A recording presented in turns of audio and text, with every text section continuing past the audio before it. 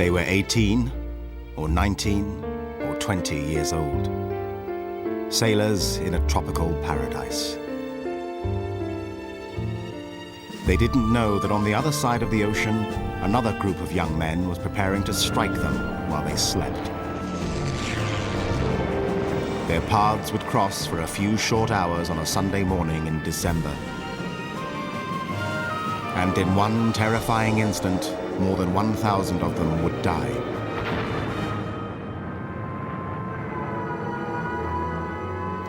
The legacy of what happened on December the 7th, 1941, still haunts us today. In the first images from inside the USS Arizona, an underwater cemetery that's also an ecological time bomb. In the search for a top-secret Japanese submarine that was sunk about an hour before the attack began. The submarine's heading north, starting to dive. And in the quest to learn what really happened that day. And most of all, it still lives on in the memories of the men who were there when everything changed. Just a young kid when this happened. And I've lived through it. I lost a lot of my friends. I reached down to try to help him. I scared to get all came off. But I hope it never happens again. Nobody will ever know what it was like, except somebody that was actually there. They never had a chance. They didn't know what was coming. Nobody knew about it. They never woke up. This is the story of a day when the history of the world took an unexpected turn at a sleepy little port in Hawaii called Pearl Harbor.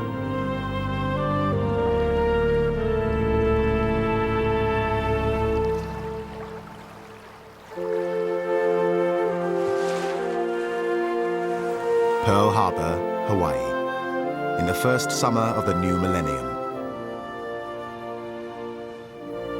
60 years ago on this island, a battle was fought, perhaps the most one-sided battle in American history. It plunged the United States into war and, in the space of little more than 2 hours, took the lives of 2,400 Americans.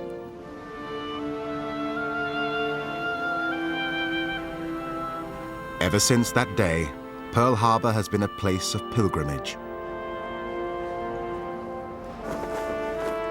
Many of the men who lived through the attack have returned at least once to remember what happened and to pay their respects to friends who didn't make it.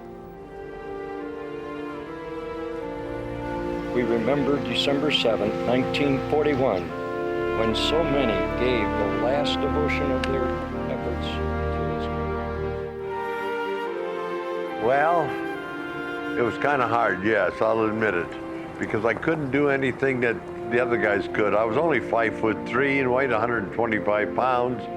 My battle station was a number 2 loader on a 5-inch gun, and I couldn't even pick up the shells that had to be put in the gun. How can this ever happen? One of the strongest navies in the world, and we're sitting here with our pants down. We got caught, period.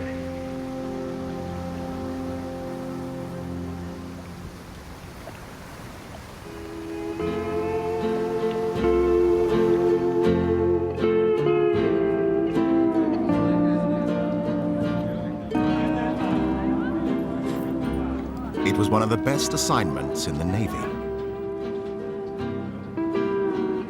A sailor joining the Pacific Fleet in Hawaii could expect warm air, lots of sunshine, and plenty of things to do on shore leave.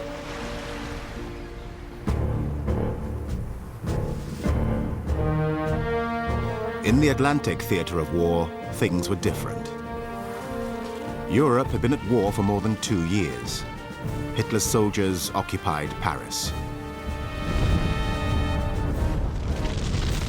London was being blitzed by Nazi bombs.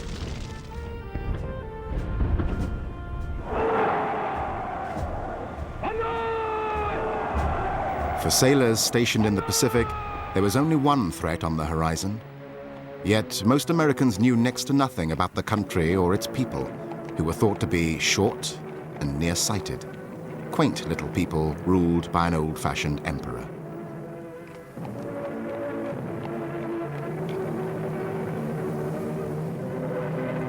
In reality, Japan was a modern military power that had signed a pact with Nazi Germany.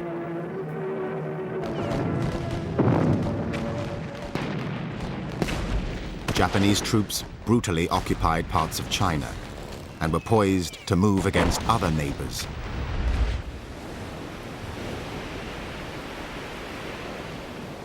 But the United States Pacific Fleet stood in the way.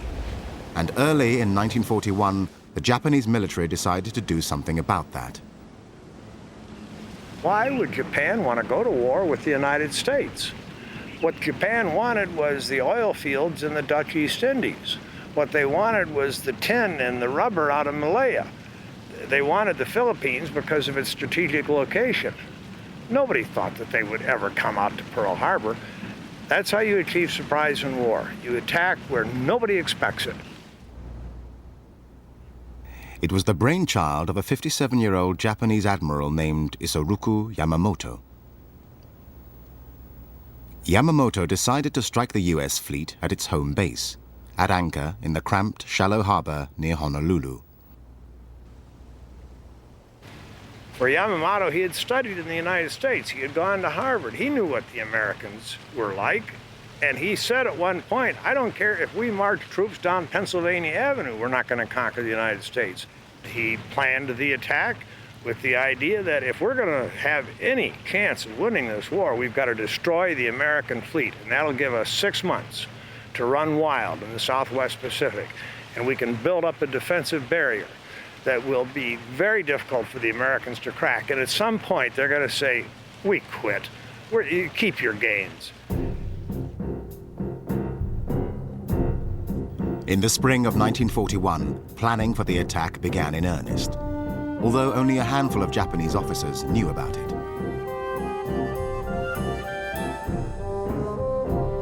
A talented pilot named Minoru Genda was given the task of figuring out how to inflict maximum damage on the American fleet, especially its battleships and carriers, in a surprise attack from the air.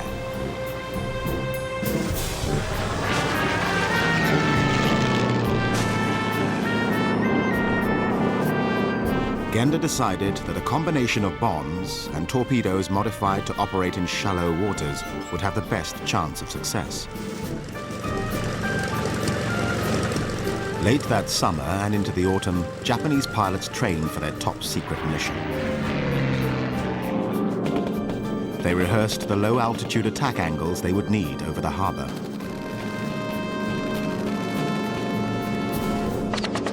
They practiced strafing runs over and over. By the autumn, Yamamoto's plan had evolved into a mammoth undertaking that would require 6 aircraft carriers, more than 350 airplanes, and, almost as an afterthought, 5 midget submarines.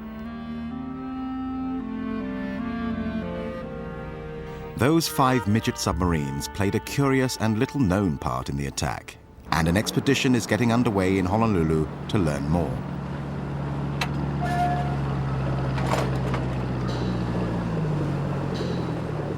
One of the tiny subs almost cost Japan the critical element of surprise. And there's only 2 outliers. Target And 32, that's the one undersea target explorer 16. Robert Ballard is hoping to find. To the east.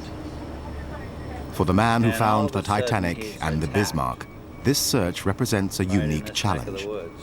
It's one of the smallest ships target. Ballard's ever looked for, and no one really knows where it sank.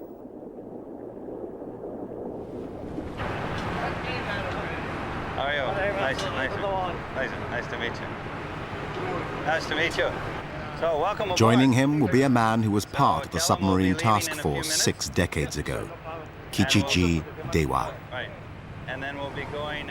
The midget submarine they'll be looking for was sunk by an American destroyer well before the attack started, and could have alerted the American forces, but did not. Here, so, gentlemen, I'd like to introduce some colleagues here. Good morning, sir. Will Lehner and Russ Reitz were there when it happened. Glad that we can be friends. Glad that we can be friends.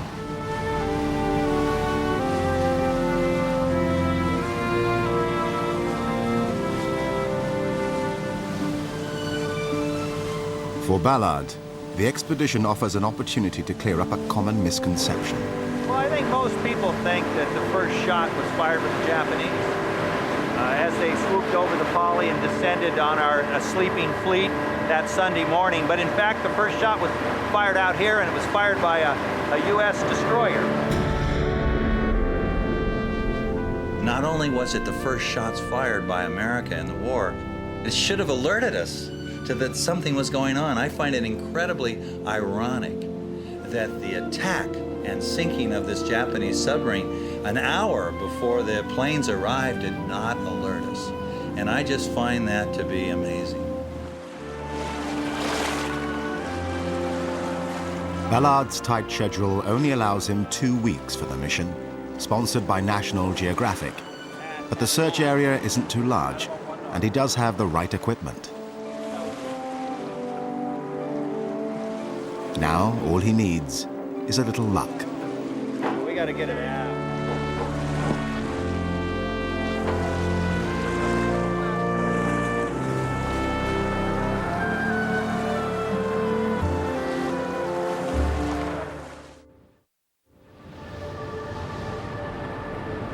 November 26, 1941. The Japanese armada slipped out of port and headed east through wintry seas.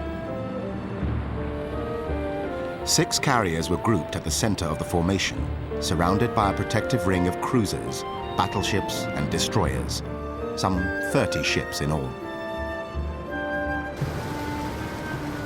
Because the success of the mission rested on taking the Americans totally by surprise, their route would take them well north of commercial shipping lanes.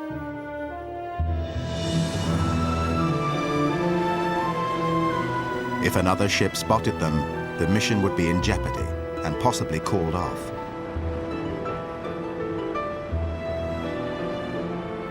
Strict radio silence was maintained at all times as the attack force moved into position, while far to the south, 5 Japanese submarines were already closing in on the island of Oahu.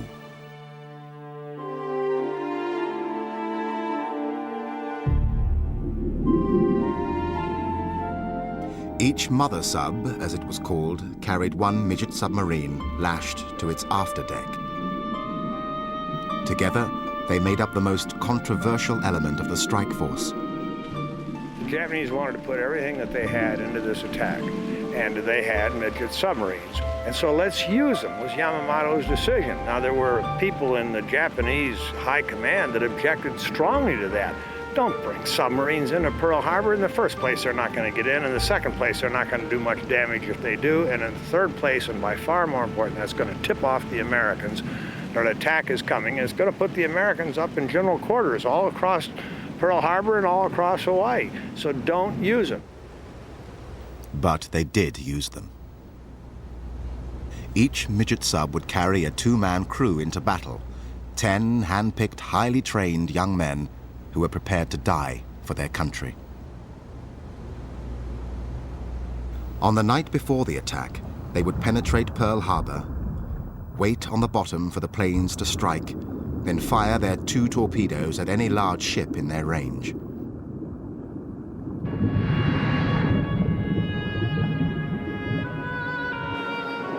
If circumstances permitted, they would try to leave the harbor and rendezvous with the mother subs.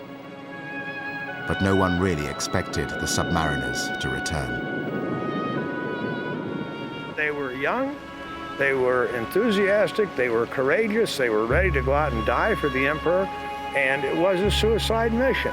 Nobody said that quite that way, but that's what it was, a suicide mission. And these guys were eager for it.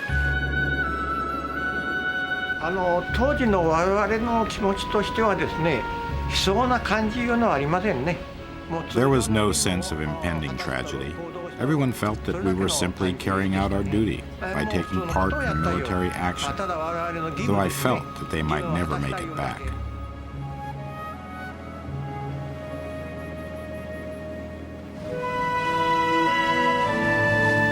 Day one of the search, about 2 miles outside the narrow channel that leads into Pearl Harbor. It was here, somewhere, that a destroyer called the USS Ward was patrolling in the early hours of December the 7th, 1941. I was thinking that we were a little more that way, but Russ says no, we were more this way. Yeah. But we were. Well, then you average those two, right? It's the history that tells you what you need to know. And so you have to steep yourself in history, and you have to read all sorts of sources because a lot of history is conflicting. One book will say one thing, one book will say another thing, and so you have to find out, well, what do we all agree upon, and where is the uncertainty? Here the uncertainty was, where were they exactly when the attack took place? Coming in from another direction.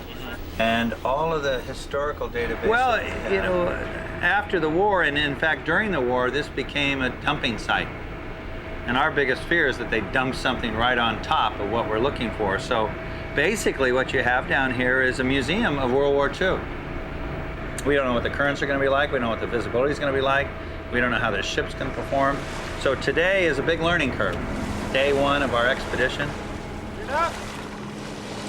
Ballard decides the work will go faster if he adds another machine to the mix, a remotely operated vehicle called Little Herc. Well, it's imaging ROV. It moves very rapidly. We can cover a lot of ground quick and see a lot of targets quick. So it's just a good way to go.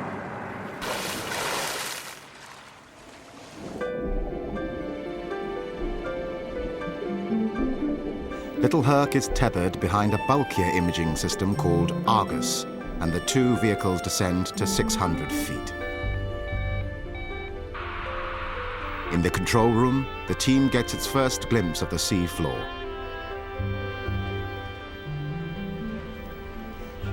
There's what's this coming up? The cylinder. Is that a torpedo? No. Piece of pipe. This is really exciting. Every little thing looks like part of it. Well, it looks like these are depth charges. There's a whole bunch of them. There's another one. As the first few days of the search come to an end, they've seen a lot of debris and not much else.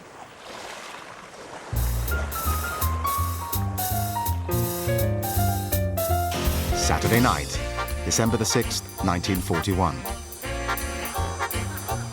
Sailors on shore leave filled the bars on Hotel Street in Honolulu. The usual Saturday night crowd gathered for dinner and dancing.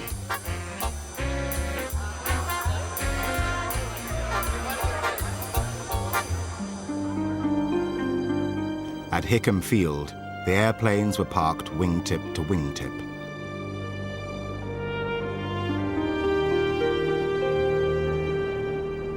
And in the harbor, the warships of the Pacific Fleet prepared for the night.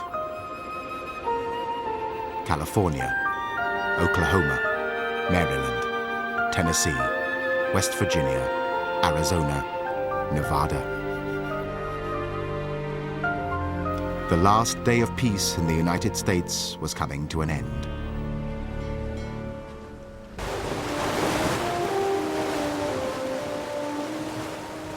December the 7th, 1941, a few minutes after midnight. 10 miles away from the mouth of Pearl Harbor, the 5 mother submarines prepared to launch the midgets. The Japanese crews could see the lights on Waikiki and make out strains of jazz when the wind shifted. Each of the submariners wrote a letter to his parents. Sadamu Kamida was a quiet mountain boy who loved baseball. Forgive this negligent son for not writing these long months. We are soon to be dispatched to regions unknown. Should anything happen to me, do not grieve or mourn.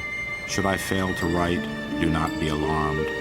For it means I am well, and discharging my duties faithfully. Goodbye.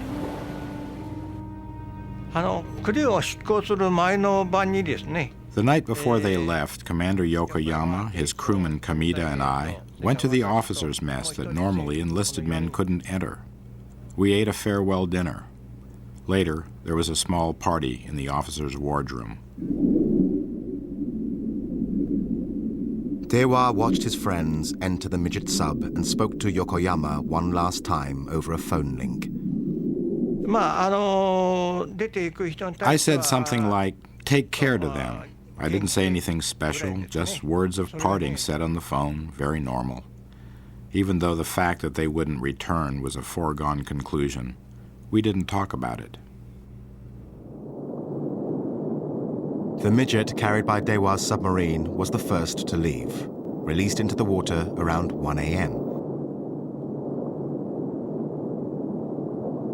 By 3 a.m., all the midgets were making their way toward the harbor, except the one skippered by Ensign Sakamaki. He was having trouble with his gyroscope.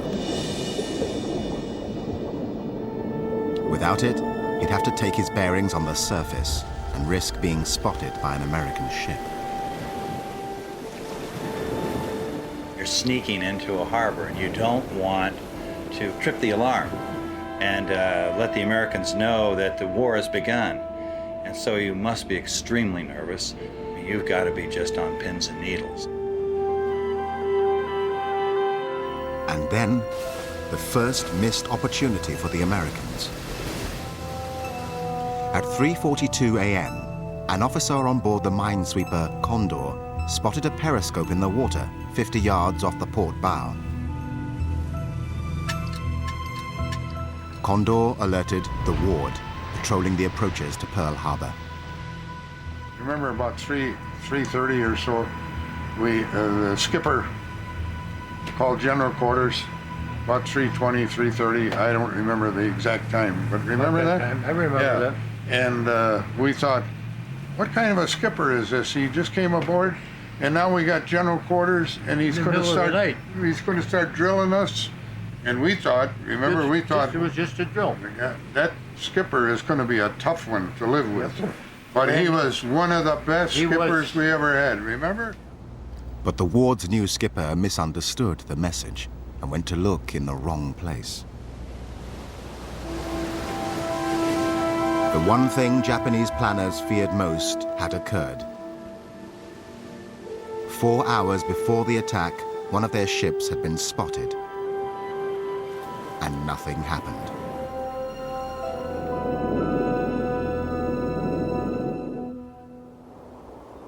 Sunday, December the 7th, around dawn.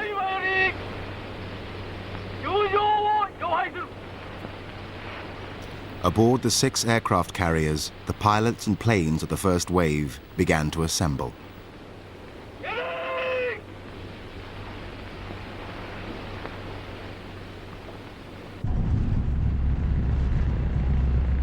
Yamamoto's plan called for 2 distinct waves of attack.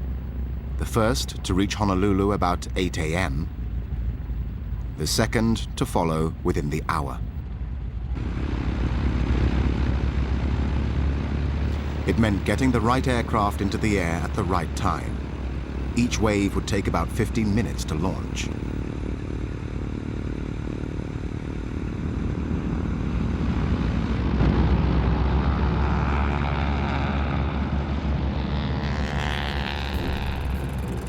The first to go were 43 Mitsubishi fighters armed with machine guns and cannon, the dreaded Zeros.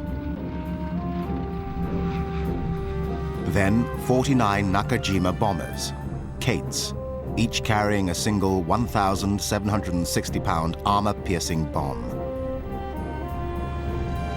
51 Aichi dive bombers were next to leave, the Vals.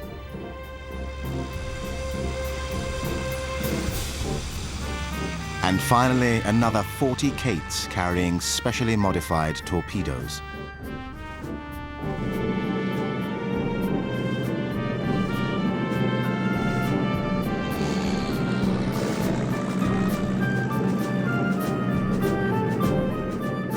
At about 6:20 a.m., the planes formed up and headed south. At almost the same time as the first wave turned toward Oahu, the US Navy got its second report of intruders near the harbor. At 6:30 a.m., a lookout on the freighter Documentaries spotted another submarine periscope, then a conning tower. Once again, the Ward raced to investigate. And this time, the destroyer found what she was looking for. The submarine started to surface, and I'm midships right at the rail. And when I see this thing start to surface, I thought, wow, what's this? Then the skipper took after this submarine. And of course, we didn't know it at the time, but later on, he told us that his first thought was ramming it. But he said, this is my first ship, and I don't want to ruin it.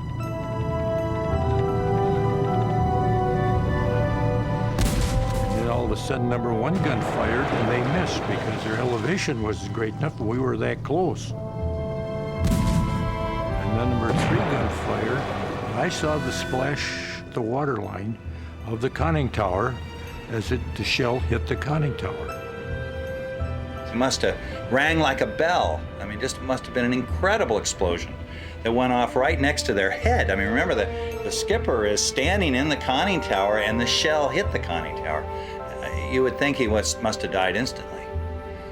Or did he? Because they then began to dive, so clearly they weren't dead. And they then began to dive, and no sooner did they dive and the depth charges are going off.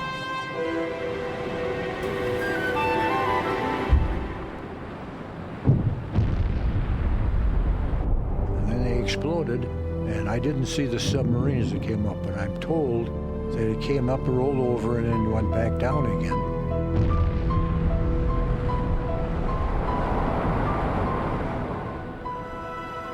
After the depth charges that we dropped, I can't see any way it could have gotten away from us. At 6:51 a.m., Skipper William Outerbridge of the Ward radioed headquarters that he had seen and fired upon an unidentified submarine. He repeated the message 2 minutes later. At headquarters, the Ward's terse report slowly worked its way up the chain of command. For the second time that morning, the Japanese had tripped the alarm. And for the second time, nothing happened.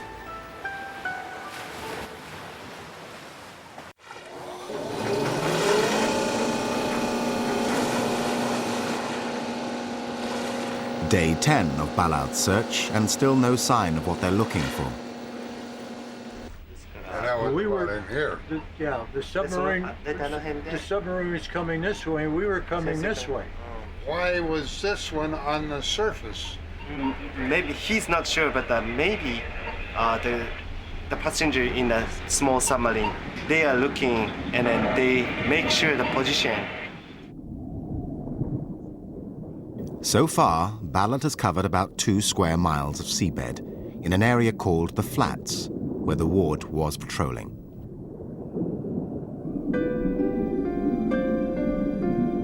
So far, they've seen a lot of debris, but the missing sub has eluded them.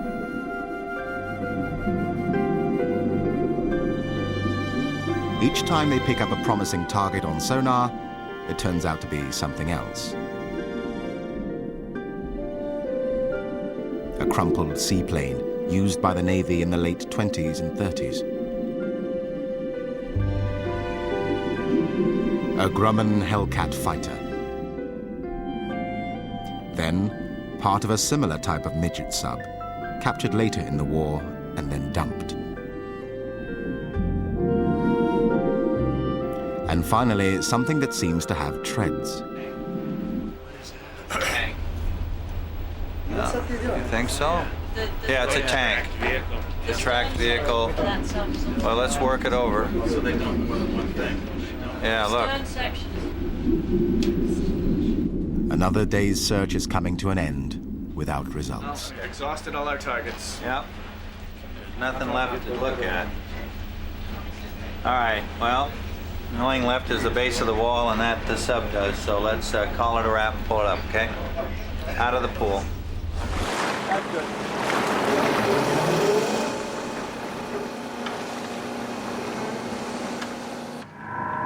Not out in the flats, so very good. the only place left is up against the wall. Yeah. Yep. So tomorrow we'll come out with the 2 subs and take it right in next to the channel and look at the base of the wall, which we couldn't do with these vehicles. Good. They've used up most of their allotted 2 weeks, with nothing to show for it. For Bob Ballard and his team, time is running out.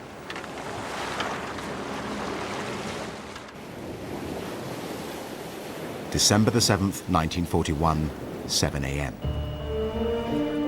A mobile radar station on the northwest coast of Oahu picked up the signal of a massive number of aircraft approaching the island from the north. They were less than 140 miles away, moving at 180 miles an hour. A telephone call went immediately to the information center in Honolulu, 40 miles to the southeast. The call was routed to a private named MacDonald, who passed it on to a Lieutenant Tyler, who had just been assigned to the job. Tyler told the radar operators not to worry about it. In his mind, it was just a squadron of American B-17s due in from the mainland.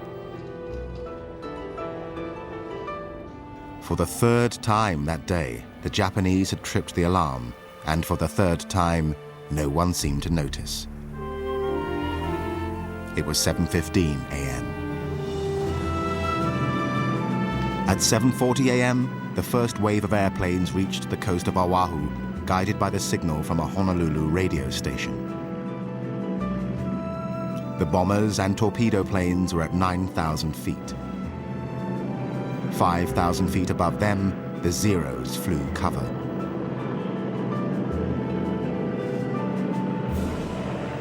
The first wave began to break up into their attack formations. One to fly inland towards Wheeler Airfield. The other to move down the western coast to Pearl Harbor.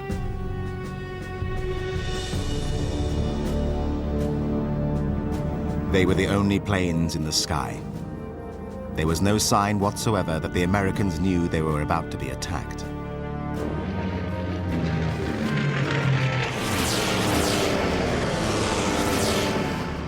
At 7:50 a.m., the first wave reached Pearl Harbor. Among their first targets, Hickam Airfield and the Naval Air Base on Ford Island.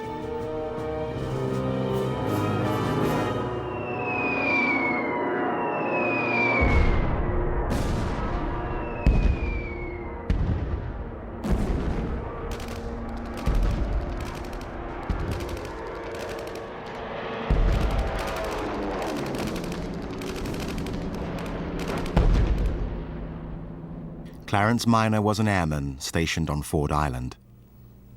After all that noise on the tin roof up there and stuff were popping around, I looked up and I saw this airplane come diving down and that big meatball, and I said, oh shit.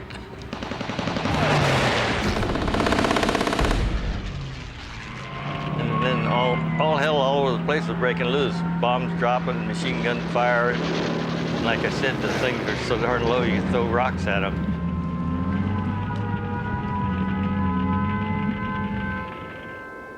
Ralph Lindenmeyer was also on Ford Island. 7:55 in the morning, an explosion woke us up. I looked up at the clock when I first heard the explosion and felt it, and I said, the Japs are here. And when I looked out the window, the plane came over and it had saw the meatball on the fuselage and the wings, and I could look into the pilot's face and I could almost see him grinning. Anchored on Pier 1010 was the utility vessel Argon, where 19-year-old Charles Christensen worked in the machine shop. I thought, oh, that was a bad explosion. I wonder what happened. and I opened the porthole up, and I stuck my head right on out there, you know, and oh boy, was there ever a fire on Ford Island. I thought, oh my goodness, something is really bad blowing up over there. It took a while for sailors in the ships at anchor to comprehend what was happening. Bert Davis, a machinist's mate on the USS Selfridge, thought it was some kind of readiness drill. That's where I was standing when the plane came in. I was standing there shining my shoes. And I saw these planes coming in. Came right straight across where the Raleigh was. And I thought to myself, what in the hell is the Army doing holding maneuvers on a day like this?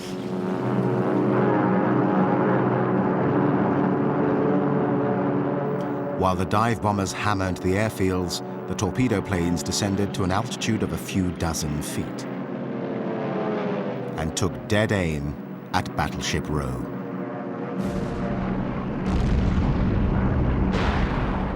Aboard the Argonne, Charles Christensen had a perfect view of the first torpedo run. He's coming in almost straight across me at a slight angle across, and he's low enough that he's maybe 30 feet off of the water, which puts him maybe eye level or a little more from me, and I can see the man's face. He's got his helmet on, he's got his goggles on, and he's looking over the side, and when he straightened that plane out, leveled it out, he dropped that torpedo, and I thought, oh my God, look at that. And that torpedo just went as straight for the Oklahoma as it could go.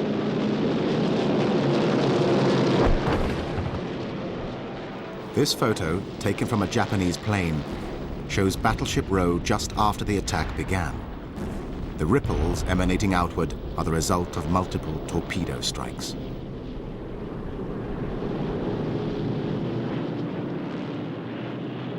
George Smith was below deck on the battleship Oklahoma when general quarters sounded. Then all of a sudden the guy come over to the loudspeaker, this is no shit, move it. And then we got a torpedo. I was really so scared I didn't know what the hell was going on.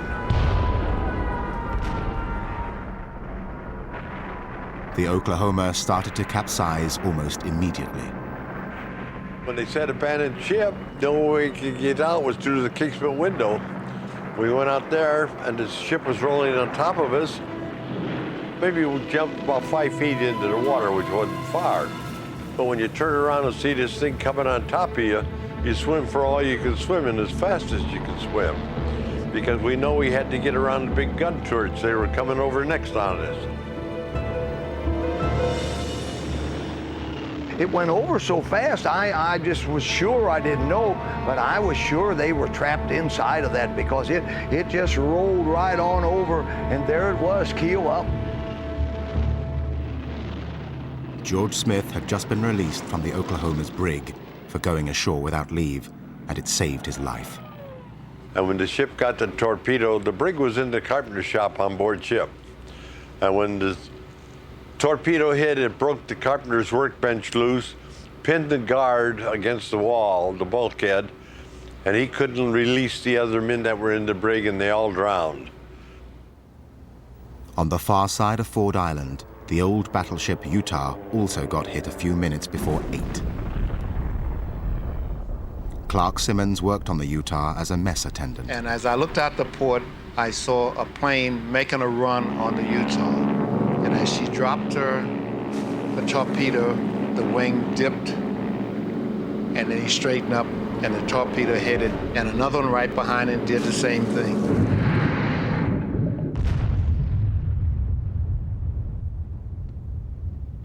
And we knew that it was just a matter of time before the ship was going to sink. And actually it took 8 minutes. In 8 minutes, the ship was history. She had turned turtle in 8 minutes.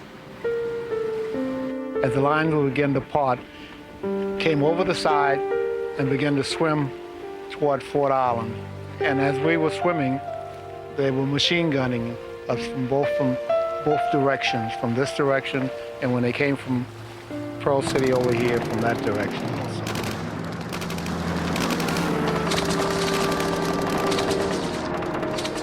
I I saw fellas yelling and screaming. Some of the fellas in the water was asking for help. It was so chaotic. I really didn't know what was going on. But the biggest blow was yet to come. Lying inboard of the repair ship Vestal was the battleship Arizona. High overhead, a Kate released an armor-piercing bomb that drifted down towards the Arizona's No. 2 gun turret.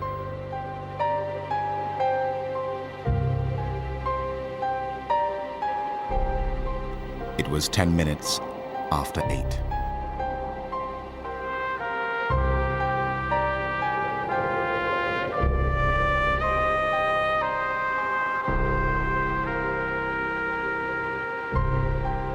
A film camera captured the moment of impact.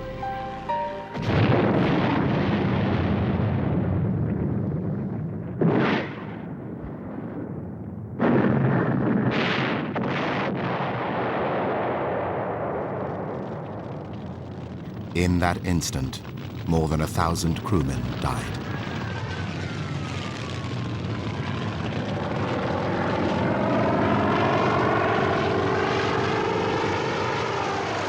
Stu Headley was on the West Virginia, a few hundred feet away. One gigantic explosion. Now, when we fired the 16-inch, you're inside, it sounds like thunder up in the distance. But this didn't sound like no thunder. This was one gigantic explosion. The stern of our ship lifted out of the water, but at the same time we were getting hit with torpedoes, we were starting to list. But we saw about 32 men flying through the air from the Arizona. Oil from the fully fueled Arizona began to spread and catch fire. The heat was so intense, even sailors on nearby ships were threatened.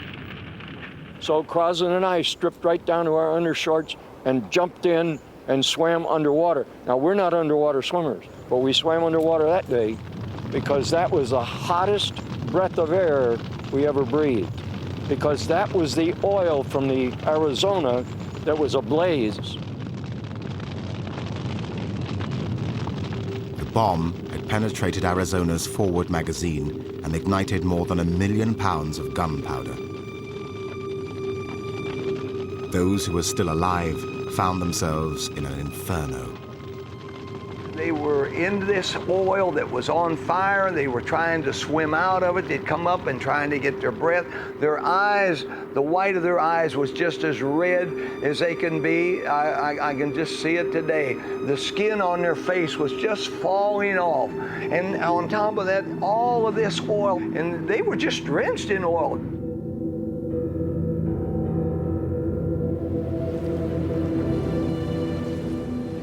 Bert Davis went out in a whaleboat to pick up survivors. Oh, God, it was horrible. Just one fella started to reach up to try to get a hold of the gunnel on the boat from the outside, and I reached down to try to help him, and I took him by the arm, and as I tried to lift like that, the skin all came off. He was dead by the time we got him in.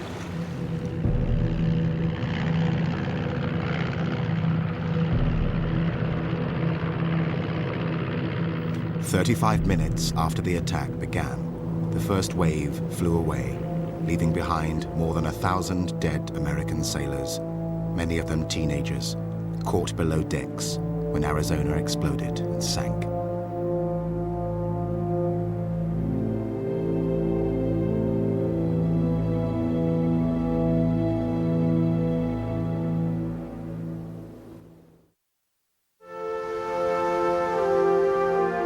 Six decades after the attack on Pearl Harbor, the Arizona still lies where she sank with her cargo of sailors.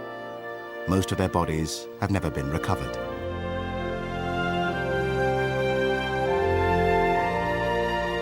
Her superstructure was removed during the war. Only the mount of her No. 3 turret remains above water. The Arizona was built nearly a century ago, and she spent more than half that time underwater.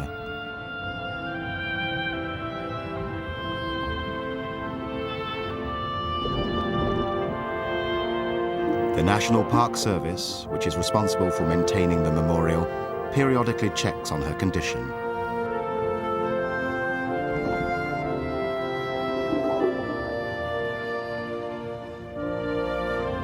Her passageways and hatches, her 14-inch guns,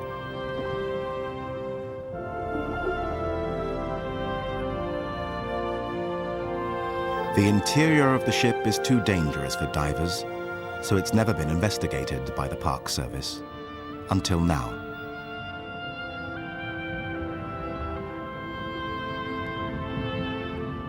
With the help of a tiny ROV made available by National Geographic, workers will get their first glimpse of Arizona's condition deep inside the ship since about the time she went down.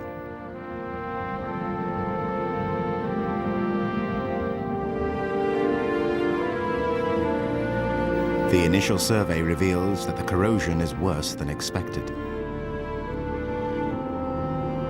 And that may portend an ecological disaster because of something happening deep inside the ship.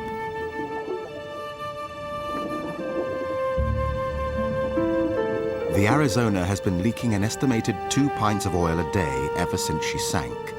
But the Park Service is worried that the remaining fuel tanks, the ship's bunkers, could rupture at any moment. Current estimates are that there's approximately 500,000 gallons, possibly in the bunkers on the aft section of the ship. And so with current technology,